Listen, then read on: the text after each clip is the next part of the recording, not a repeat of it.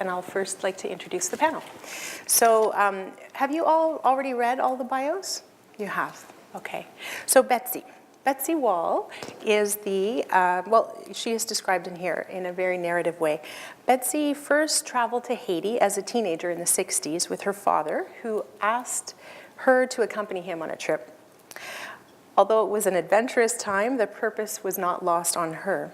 She was the firstborn of Russian Mennonite parents who had committed their working lives to those who were marginalized in the community. The trip to Haiti meant the community, as she knew it, was simply getting a little bigger.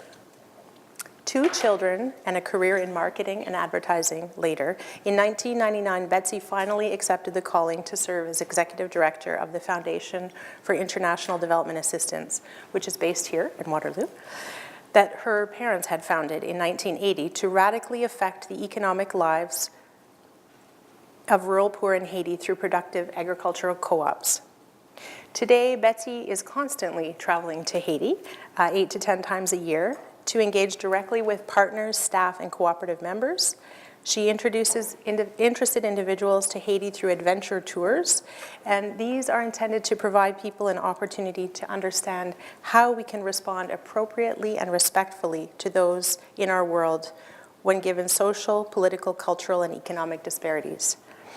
The reason I want to read this is we read it ourselves today, and I think it's important. Says Betsy, the success of our work is as dependent on the will of the Haitian people to change, to desire change, as it is on us as Canadians to listen and to support this change.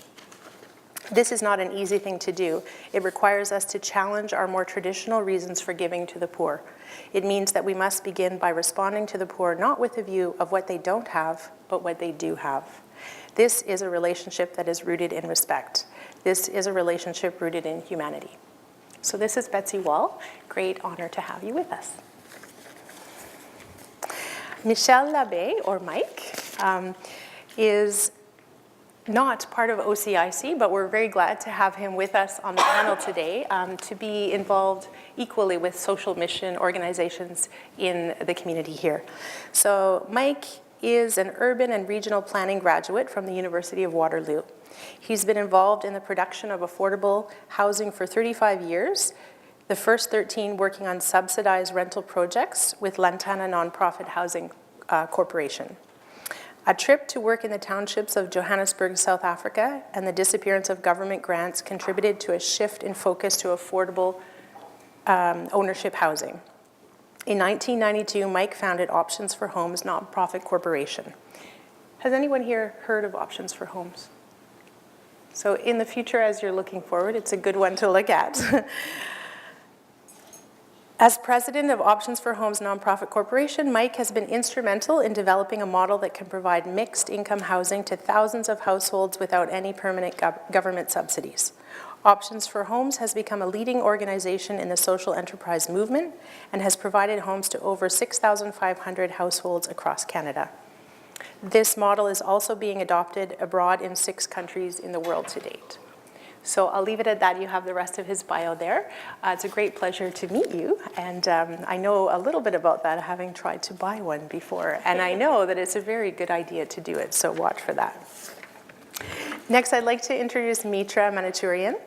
Mitra is the chair of the board of OCIC, so we're very closely connected and communicate on a regular basis. But I'll tell you some of what her official bio says as well.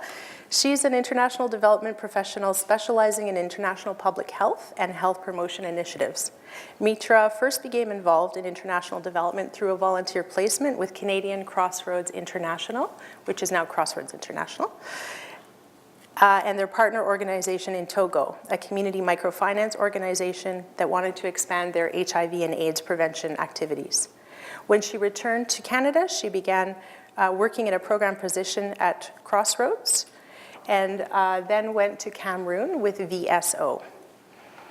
She then pursued a master's degree in international public health at the University of Sydney in Australia. Mitra is now at Plan International Canada. Has anybody heard of Plan? One of the biggest in the country, so you might have much interest in this. She's managing grants financed by the Global Fund to fight HIV and AIDS, tuberculosis, and malaria in West and Southern Africa. So there's more there. She is serving in a significant governance role on the Council of OCIC as a 6-year board member and the president right now. So welcome to Mitra. And John. John also has been on the board of OCIC for 6 years in the past, so there's a bit of a thread to these things. So John is currently program manager and has been with Ray John Share Care Canada and has been working in the area of international development since 1990.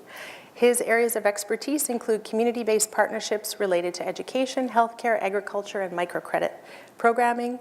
He has a BA from the University of Toronto in international development and a major in geography. He studied and taken courses on project management and monitoring and evaluation. He lived in the Dominican Republic, and he has worked in many different organizations, which you've probably reviewed in the past.